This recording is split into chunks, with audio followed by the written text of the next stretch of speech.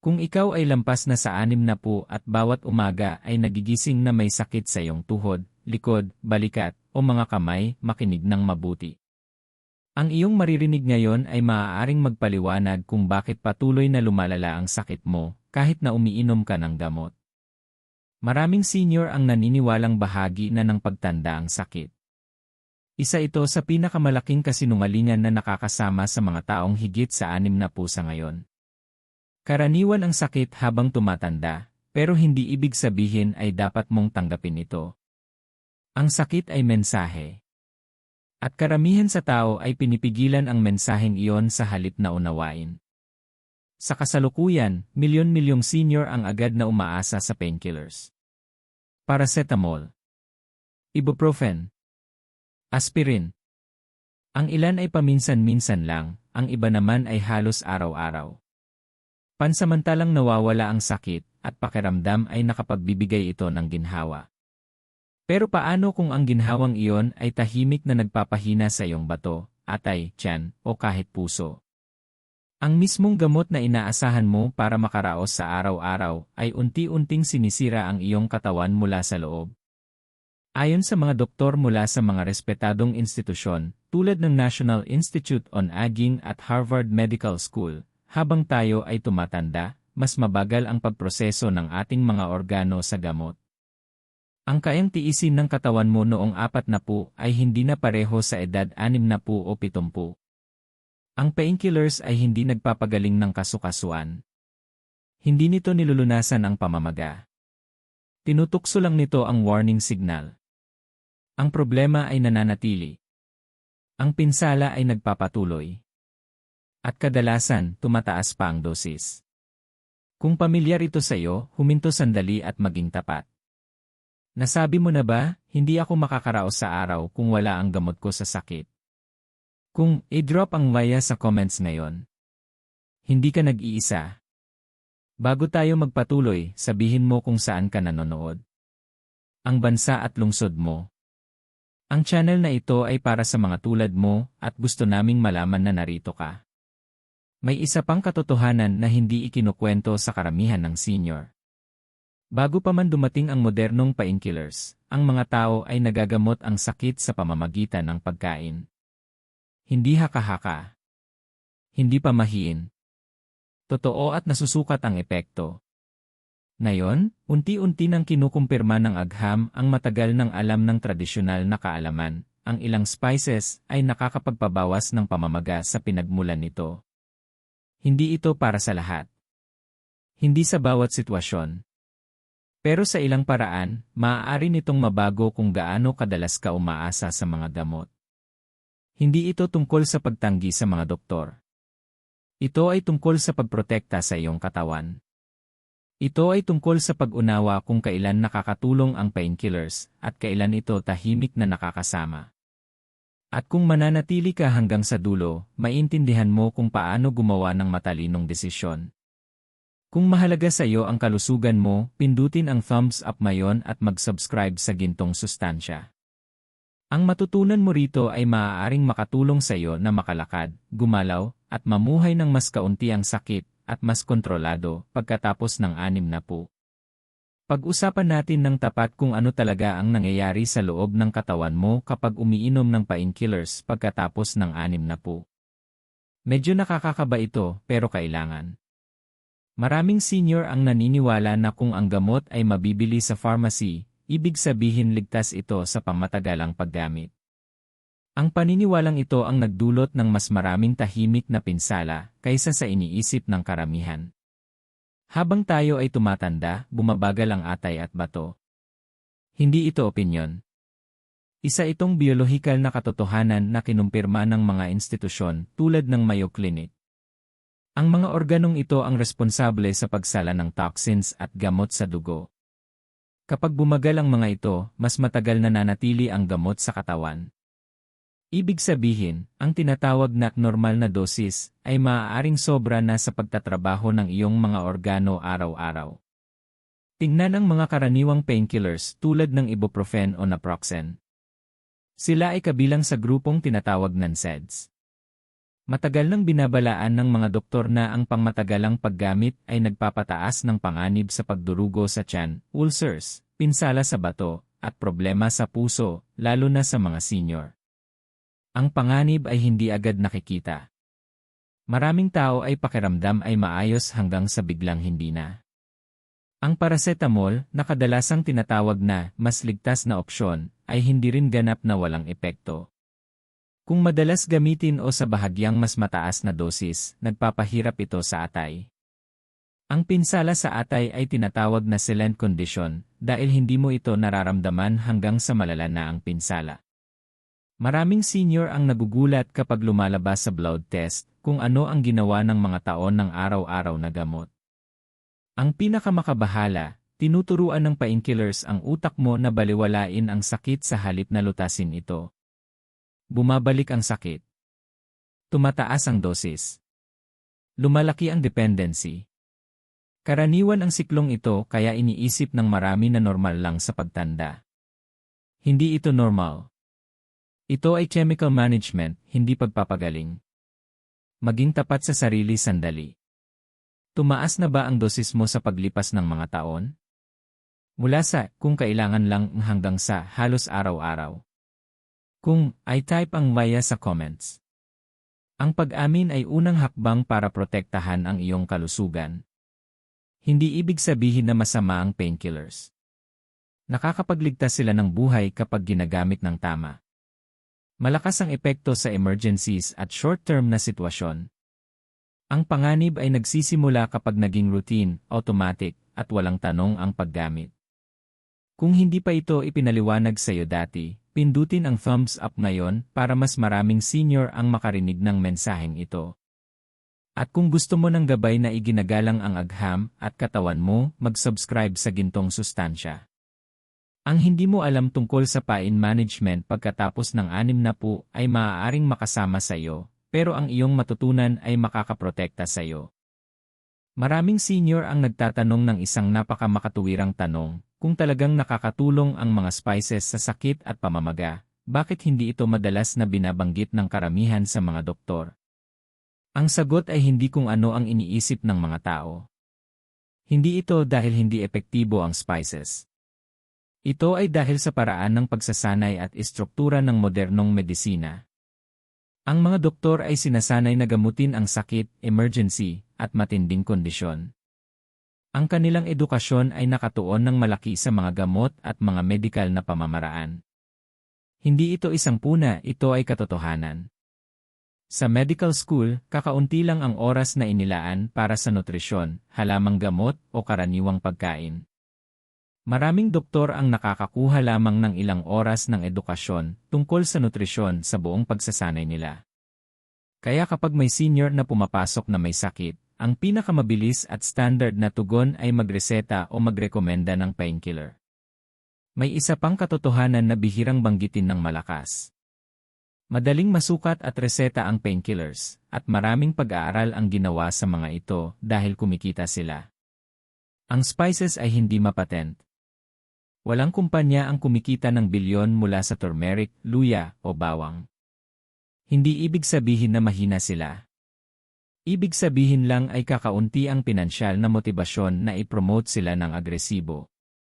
Ang mga doktor tulad ni Ari Andrew Weil, isang Harvard-trained physician, ay malinaw na nagsabi tungkol dito. Paulit-ulit niyang sinabi na ang pagkain at natural na sangkap ay may mahalagang papel sa pagbabawas ng pamamaga, lalo na sa mga chronic na kondisyon na karaniwan sa edad 60 pataas. Pero binibigyang diin niya na karamihan sa mga doktor ay hindi sinanay para ganitong klase ng pag-isip. Dahil dito, nagkakaroon ng puwang. Nagtitiwala ang mga senior sa kanilang mga doktor at tama naman. Pero bihira silang matutunan na ang pang-araw-araw na pamamaga ay malalim na konektado sa diet at lifestyle. Bihira silang matutunan na ang sakit ay maaaring mabawasan sa pamamagitan ng pagtutok sa pinagmumulan ng pamamaga, sa halip na puro pampawala lang ng sakit. Linawin natin, hindi ito tungkol sa pagpili ng spices sa halip na medikal na pangangalaga. Ito ay tungkol sa pagdagdag ng kaalaman na hindi kailanman naibigay sa iyo.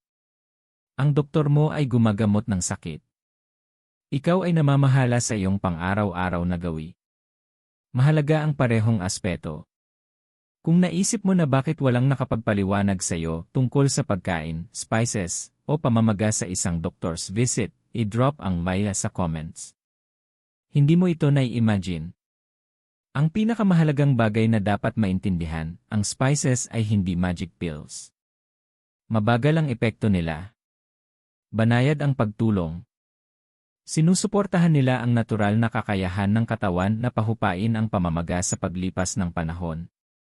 Hindi ito kasya sa 1-0 minutong clinic visit, pero perpektong kasya sa pang-araw-araw na buhay.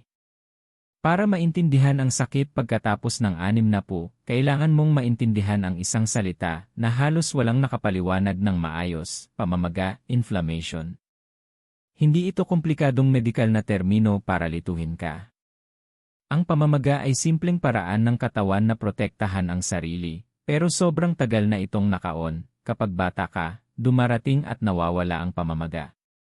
Kapag tumanda ka, kadalasan nananatili ito. Sa loob ng iyong mga kasukasuan, kalamnan, at ugat, may maliliit na inflammatory chemicals na nailalabas kapag may pinsala o stress. Sa maliit na dami, nakakatulong ito sa pagpapagaling. Pero kapag naging chronic ang pamamaga, nagiging mapanira ito. Pinapaluwag nito ang cartilage. Pinapatigas ang kasukasuan. Iniirita ang mga ugat. Ito ang dahilan kung bakit mas malalim, mas matagal, at mas mahirap baliwalain ang sakit habang tumatanda tayo. Narito ang parte na bihirang sabihin sa senior, ang sakit ay hindi ang problema. Ang pamamaga ang problema. Ang sakit ay alarm lamang. Kapag uminom ka ng painkiller, pinapatahimik mo ang alarm, pero nagpapatuloy ang apoy. Nanatili ang pamamaga. Patuloy na nasisira ang kasukasuan. Nanatiling iritado ang ugat. Kaya bumabalik ang sakit. Ito rin ang dahilan kung bakit maraming senior ang nagsasabing mas epektibo dati ang gamot. Mas malakas na ang pamamaga, hindi ang sakit. At unti-unti ring nagiging hindi gaanong epektibo ang parehong dosis sa katawan. Ang chronic na pamamaga ay hindi dulot lamang ng pagtanda. Pinapalala ito ng pagkain, galaw, tulog at stress. Ang processed food, sobrang asukal, kakulangan sa ehersisyo, at emosyonal na stress ay nagpapasiklab ng apoy. Hindi ito naaabot ng painkillers. Hindi nila kaya.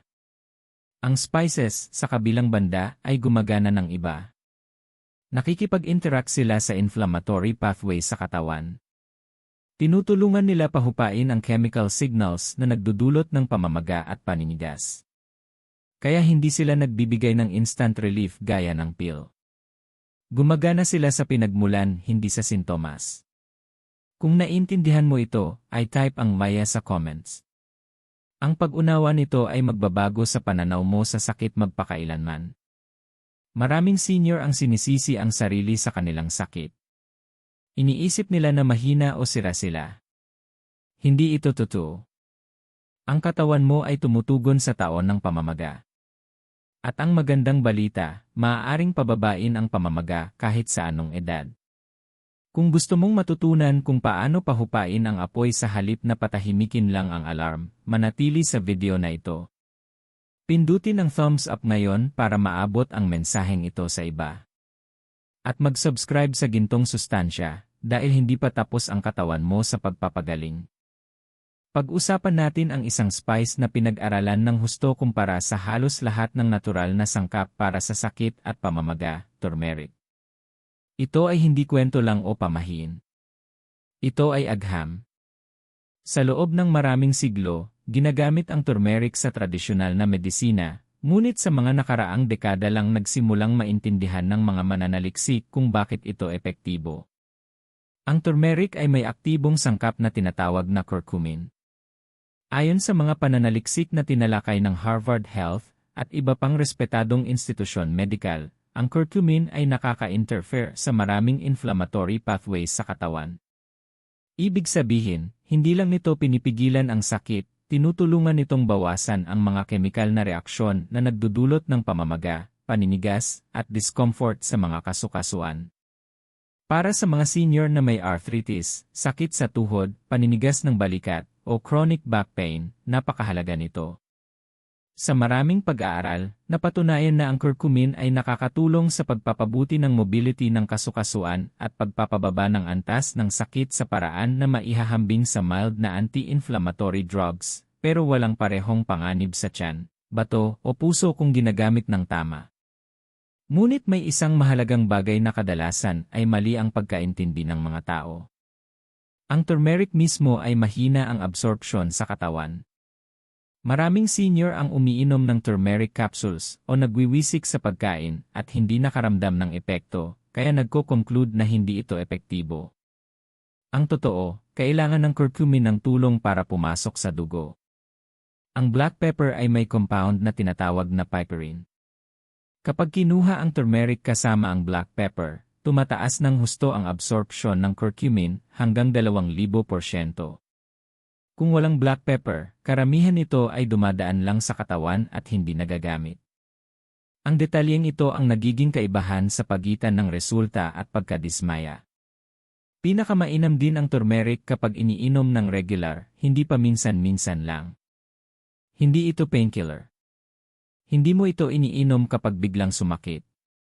Ginagamit ito araw-araw para pahupain ang pamamaga sa paglipas ng panahon. Isa itong mindset shift na kailangang maintindihan ng maraming senior. Kung kasalukuyan kang gumagamit ng turmeric, ngunit hindi mo alam ang tungkol sa black pepper, i-comment ang hindi ko alam sa ibaba. Kung pinagsasama mo na ito, i-comment ang gawin ko ito. Mag-aral tayo mula sa isa't isa. Ang turmeric ay hindi para sa lahat. Ang mga senior na umiinom ng blood thinners o may problema sa gallbladder, ay kailangang mag-ingat at kumonsulta sa doktor. Ito ay tungkol sa paggamit ng kaalaman ng responsable, hindi basta-basta. Kung naniniwala ka na karapat-dapat bigyan ng respeto ang natural na opsyon, gaya ng gamot, pindutin ang thumbs up ngayon. At mag-subscribe sa Gintong Sustansya para sa mas malinaw at tapat na gabay sa pamamahala ng sakit at pamamaga pagkatapos ng 60 nang hindi nilalagay sa panganib ang mga organo na iyong pinagkakatiwalaan. Ang ginger ay isa pang spice na karapat-dapat mong bigyan ng pansin, lalo na kung lampas ka na sa 60 at nahihirapan sa sakit ng kasukasuan, pananakit ng kalamnan, o paninigas tuwing umaga. Marahil kilala mo ang ginger bilang pampagaan ng pagtunaw o pampainit ng tiyan, pero mas malalim ang benepisyo nito. Kinukumpirma ng modernong agham ang matagal nang nalalaman ng tradisyonal na medisina. Ang ginger ay may compounds na natural na nagpapahupa ng pamamaga sa katawan. Kinilala ng World Health Organization at ng maraming clinical studies ang ginger sa kakayahan nitong bawasan ang sakit sa kondisyon tulad ng osteoarthritis at chronic lower back discomfort. Sa ilang pag-aaral, ang epekto ng ginger sa sakit ng kasukasuan ay maihahambing sa mild na anti-inflammatory medications, pero walang pinsala sa tiyan, atay, o bato. Napakalaking bagay ito para sa mga senior na umaasa sa mga organong ito araw-araw. Ganito gumagana ang ginger, sa loob ng katawan, may chemicals na tinatawag na prostaglandins na nagpapagana ng sakit at pamamaga. Natural na nakaka-interfere ang ginger sa mga chemicals na ito, binabawasan ang signal ng sakit at pati na rin ang pamamaga na nagpapalala nito. Hindi tulad ng painkillers na pansamantalang pinapatahimik ang alarm, tinutugunan ng ginger ang pinagmulan ng problema. Sa paglipas ng panahon, maaari itong magdulot ng mas mahusay na mobility, mas kaunting paninigas, at umaga na hindi mo mararamdamang parang gumagalaw ka sa semento. Pinakamabisang gamitin ang ginger kung bahagi ito ng pang-araw-araw na routine.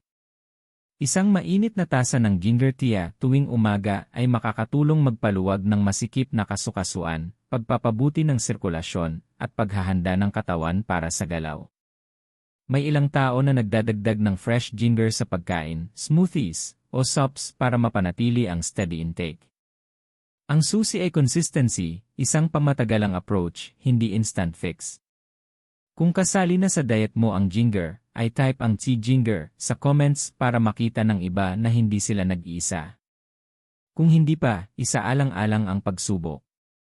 Kahit maliit at regular na dami ay makakaapekto sa pakiramdam ng katawan sa loob ng ilang linggo o buwan.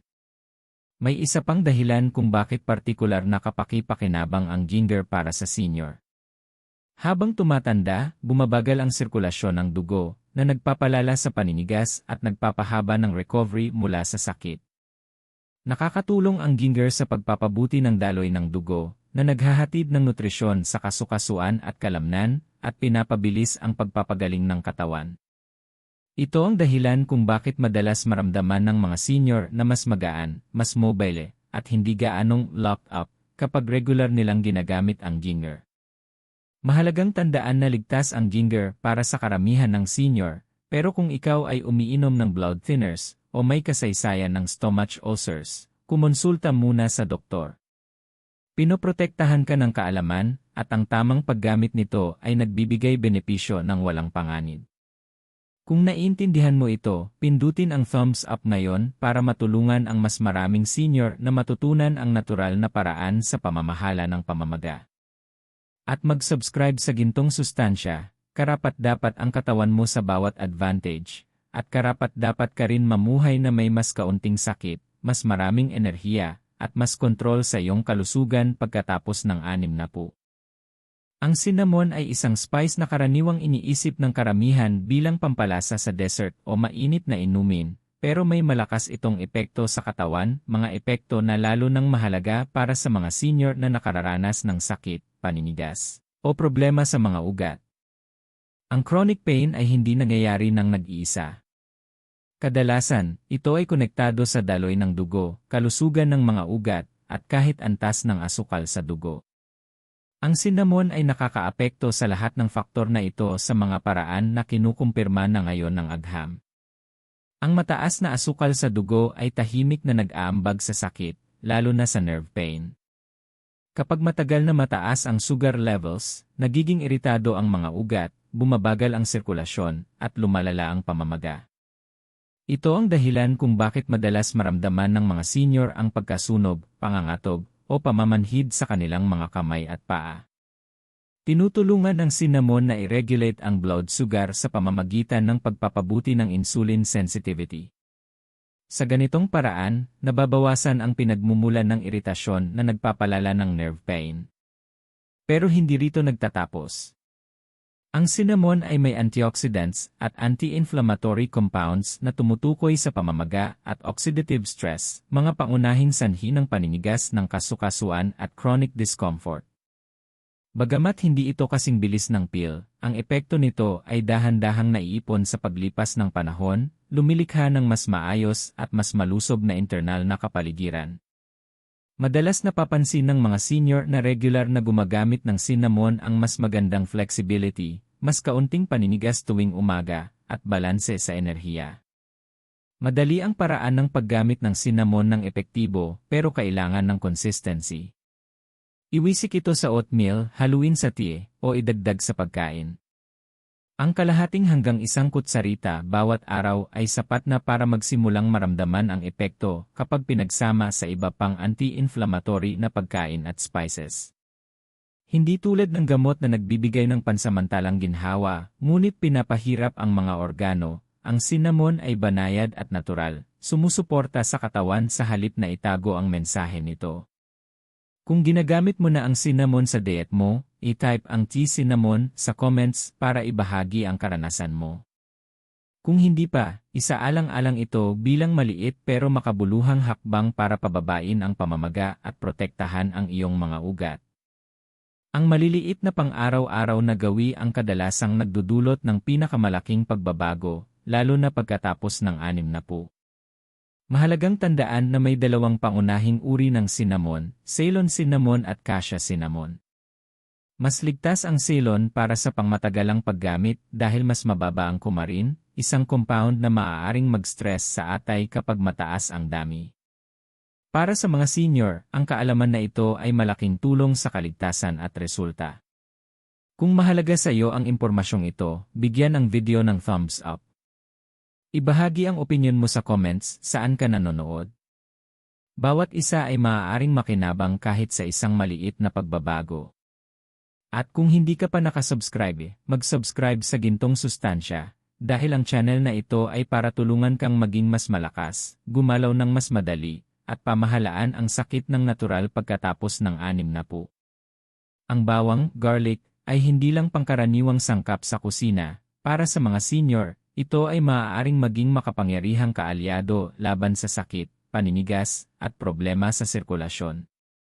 Maraming tao ang iniisip na ang bawang ay pampalakas ng immunity o pampalasa lang, pero mas malalim ang katotohanan. Ang bawang ay may compounds na aktibong nagpapabuti ng daloy ng dugo, nagpapahupa ng pamamaga, at sumusuporta sa kalusugan ng cardiovascular system. Lahat ng ito ay direktang nakakaapekto sa pakiramdam ng katawan sa sakit. Habang tayo ay tumatanda, natural na bumabagal ang sirkulasyon ng dugo. Ang mabagal na sirkulasyon ay nangangahulugang mas mabagal ang pagdating ng nutrients, oxygen, at healing compounds sa mga kalamnan at kasukasuan. Nangangahulugan din ito na mas matagal na nanatili ang toxins sa tissues, na nagpapalala ng paninigas at discomfort. Tinutulungan ng bawang na balansihin ito sa pamamagitan ng pagpapaluwag ng blood vessels at pagpapasigla ng maayos na daloy ng dugo. Mas maganda ang sirkulasyon, mas naalagaan ang mga kasukasuan, mas mabilis ang recovery ng kalamnan, at mas maayos ang function ng mga ugat. Pero hindi lang iyon. Ang bawang ay anti-inflammatory din. Ang chronic inflammation ang nagdudulot ng pamamaga ng kasukasuan at pananakit ng kalamnan. Ang sulfur compounds ng bawang, kabilang ang allicin, ay tumutulong pahupain ang internal na apoy na ito nang hindi katulad ng panganib na dala ng painkillers sa tiyan, bato, o puso. Napakahalaga nito para sa mga senior, dahil ang pangmatagalang paggamit ng SIDS o acetaminophen ay tahimik na nagpapahirap sa mga organong ito. Madali lang isama ang bawang sa araw-araw na routine. Ang fresh garlic na dinurog at idinadagdag sa pagkain, soups, o teas ay pinakamabisang paraan, dahil maaaring mabawasan ang potency nito sa init o proseso. Kahit 1 o 2 cloves bawat araw ay makakagawa ng epekto sa paglipas ng panahon. Sa simula, maaaring mapansin mo na mas kaunting paninigas sa mga daliri tuwing umaga, mas magaan ang tuhod, o mas mabilis bumalik ang enerhiya mo, pero sa linggo at buwan, napakalaking epekto nito. Kung gumagamit ka na ng bawang araw-araw, i-type ang e-garlic sa comments para ibahagi ang karanasan mo. Kung hindi pa, isaalang-alang ito bilang maliit at natural na hakbang para pababain ang pamamaga at suportahan ang sirkulasyon pagkatapos ng 60. Bawat positibong gawi ay mahalaga, at hindi pa huli ang lahat para magsimula.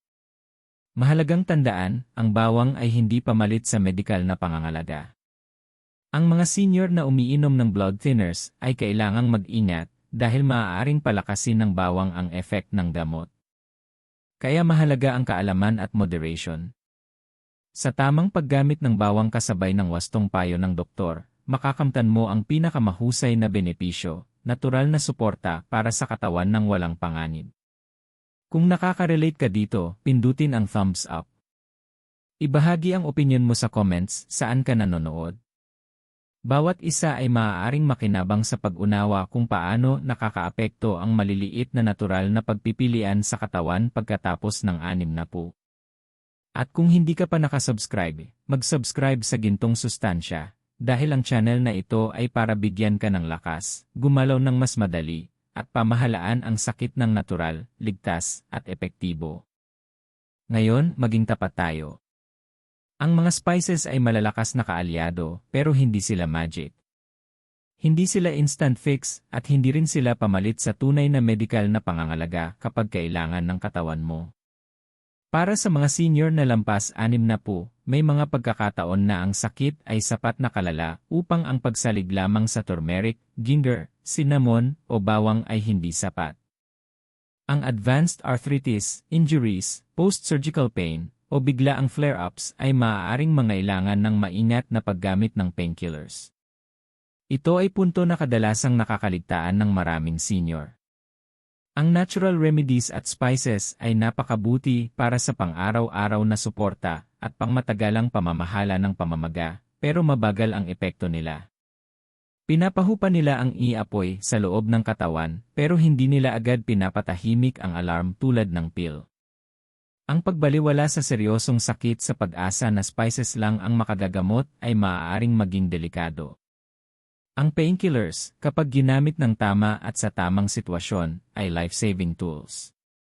Ang pangunahing kaibahan ay ang pag-unawa kung kailan gagamitin ang bawat paraan.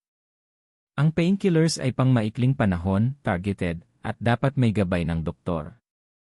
Ang spices ay pang-matagalan, preventive, at sumusuporta sa natural na proseso ng pagpapagaling ng katawan. Nagkakaroon ng problema kapag ang painkillers ay nagiging routine kaysa paminsan-minsan lang. Maraming senior ang nagigising bawat araw, umiinom ng pill, at nagpapatuloy na para bang wala ng iba pang mahalaga. Ang pattern na ito ay tahimik na nakakasira sa atay, bato, at tiyan sa loob ng buwan o taon. Narito ang katotohanan, hindi nakakalimot ang katawan mo. Bawat pill na iniinom mo ay nag-iwan ng marka, bawat pagkain na kinakain mo ay may epekto. Ang spices ay tumutulong magpagaling, sumusuporta, at protektahan. Ang painkillers ay nagtutakip, kumokontrol, at nagpapawala ng sakit, pero hindi nag-ayos. Ang pag-alam sa kaibahan nito ay makakaiwas sa dekada ng tahimik na stress sa organo. Maging tapat sa sarili, nakaranas ka na bang uminom ng painkiller ng linggo o buwan nang hindi iniisip ang alternatibo? Kung ay type ang Laya sa comments. Ang pag-amin nito ay unang hakbang para sirain ang cycle at protektahan ang kalusugan mo. Ang balanse ang pinakamahalaga. Gamitin ang natural anti-inflammatory na pagkain at spices araw-araw. Gumalaw, matulog ng maayos at bawasan ang stress. Ireserba ang painkillers para sa acute na sitwasyon sa malinaw na gabay ng doktor. Ang kombinasyong ito ay nagpapahintulot sa iyo na maranasan ang mobility, enerhiya, at ginhawa habang ligtas ang mga organo mo. Kung naintindihan mo ang mensaheng ito, pindutin ang thumbs up ngayon. Ibahagi kung saan ka nanonood sa comments. Bawat nanonood ay maaaring makinabang sa pag-alam ng tamang balanse. Napakalaking pagbabago ito para sa mga senior na gustong mabuhay ng may mas kaunting sakit, mas maraming independensya, at kontrol sa kalusugan. At tandaan, mag-subscribe sa Gintong Sustansya.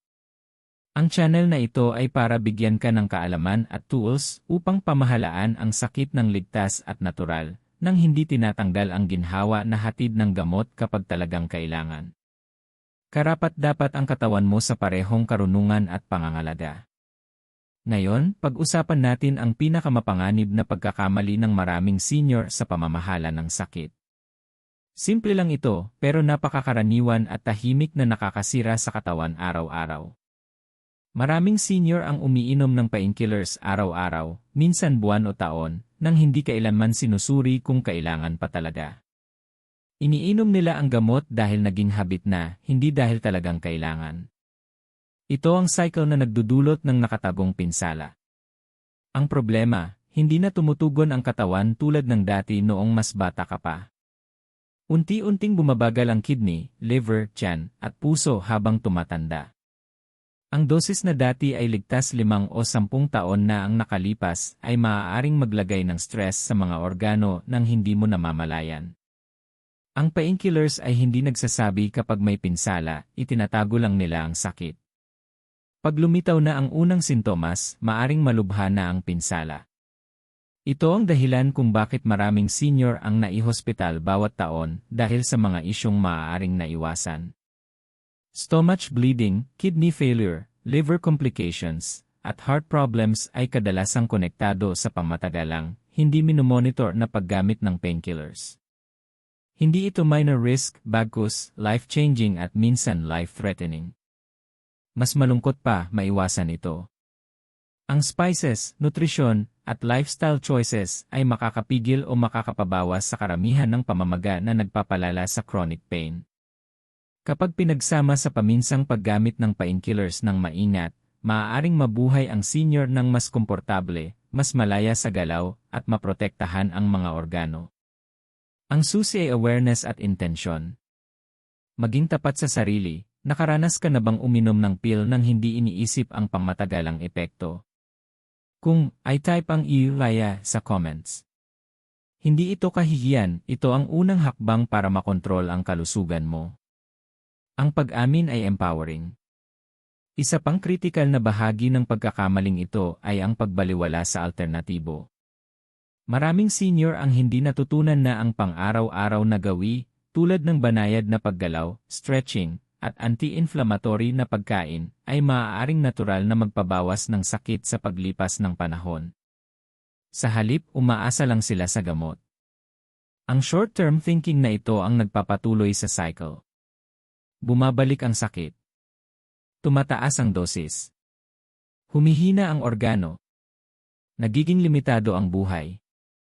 Ang solusyon ay simple pero nangangailangan ng disiplina. Gamitin araw-araw ang turmeric, ginger, cinnamon, at garlic upang tugunan ang pamamaga sa pinagmulan. Kumuha lamang ng painkillers kapag talagang kailangan, at palaging sa ilalim ng medikal na gabay. Ay monitor ang paggamit. Pansinin ang pattern. Pakinggan ang katawan. Ang awareness na ito ang pinakamalakas mong tool. Kung naiintindihan mo ito, pindutin ang thumbs up ngayon. Ibahagi kung saan ka nanonood sa comments, mahalaga ang lokasyon mo, dahil ang mensaheng ito ay para sa mga senior sa buong mundo. At kung hindi ka pa nakasubscribe, mag-subscribe sa Gintong Sustansya. Ang channel na ito ay para bigyan ka ng kaalaman, gabay, at praktikal na tools upang maging mas malakas, gumalaw ng mas madali, at pamahalaan ang sakit ng ligtas pagkatapos ng 60. Ngayon, maging praktikal tayo. Pag-usapan natin ang isang ligtas at epektibong paraan para pamahalaan ang sakit pagkatapos ng 60. Ito ay hindi teorya, ito ay konkretong gabay na makakatulong sa iyo na mabuhay ng mas kaunting sakit, gumalaw ng mas malaya, at protektahan ang mahahalagang organo ng katawan. Ang kaibahan sa pagitan ng mga senior na nahihirapan sa chronic pain at sa mga nananatiling mobile ay kadalasang nakasalalay sa kaalaman at sa kung ano ang ginagawa nila araw-araw ng pare-pareho. Unang hakbang, unahin ang natural na depensa ng iyong katawan. Ang mga spices tulad ng turmeric, ginger, cinnamon, at bawang ay higit pa sa pampalasa. Ito ay mga kasangkapang makakapahupa ng pamamaga sa pinagmulan nito. Kapag ginamit ng regular, mababawasan ang paninigas, mapapahupa ang sakit sa kasukasuan, at makakatulong din sa nerve-related pain. Isipin ang mga ito bilang banayad pero matyagang katuwang, tahimik na sumusuporta sa katawan mula sa loob. Sunod, mahalaga ang lifestyle. Ang banayad na paggalaw, paglalakad, stretching, o light exercises na akma sa senior ay nagpapanatili ng kalusugan ng kasukasuan, lakas ng kalamnan, at maayos na sirkulasyon. Ang sakit ay kadalasang lumalala kapag humihinto tayo sa paggalaw. Maraming senior ang nagkakamali na magpahinga ng labis sa pag-aakala na mababawasan ang sakit. Ang kabaligtaran ang totoo. Ang regular at ligtas na paggalaw ay nagpapabuti sa daloy ng dugo, nagpapahupa ng pamamaga, at tumutulong sa natural na pagpapagaling ng katawan. Mahalaga rin ang tamang tulog at stress management. Ang chronic stress ay nagpapataas ng pamamaga at nagpapalala ng sakit. Ang kakulangan sa tulog ay pumipigil sa katawan na mag-repair. Bagamat maliit ang epekto nito sa una, sa paglipas ng linggo at buwan, nagiging makabuluhan ang ginhawa na dulot nito. Ang katawan mo ay idinisenyo upang tumugon sa simpleng gawi kung bibigyan mo ito ng tamang kagamitan. Painkillers ay dapat gamitin ng pili lamang, hindi gawing habit. Para ito sa acute pain, flare-ups, o kapag hindi sapat ang natural na pamamaraan. Bawat pill ay may kasamang stress sa atay, bato, tiyan, o puso. Kaya mahalaga ang maingat na paggamit, pag-track, at gabay ng doktor. Kung pagsasamahin ng tama sa natural anti-inflammatory practices, makakamtan ang ginhawa ng hindi isinasakripisyo ang kalusugan sa pamatagalan. Maging tapat, nakaranas ka na bang uminom ng pill araw-araw nang hindi iniisip ang alternatibo? Kung ay type ang Laya sa comments. Ang pag-alam nito ay unang hakbang para sa pagbabago. Ang maliliit na adjustments ngayon ay makakaiwas sa malalaking problema bukas. Consistency ang susi. Hindi sapat ang isang pagkain, isang spice, o isang araw ng paggalaw para makamit ang pangmatagalang ginhawa. Ito ay tungkol sa pagbuo ng pang-araw-araw na routine na sumusuporta sa katawan habang matalino ang paggamit ng gamot. Ang kombinasyon na ito, kaalaman, natural remedies, lifestyle adjustments, at piliang paggamit ng gamot, ay blueprint para sa malusog at maayos na pamumuhay pagkatapos ng 60. Kung nakaka-relate ka sa gabay na ito, pindutin ang thumbs up ngayon. Ibahagi kung saan ka nanonood upang makita natin kung gaano kalayo ang naabot ng mensaheng ito. At kung hindi ka pa nakasubscribe, mag-subscribe sa Gintong Sustansya. Ang channel na ito ay nagbibigay ng tools, strategies, at karunungan upang mabuhay ng mas malakas, gumalaw ng mas madali, at makontrol ang sakit pagkatapos ng 60.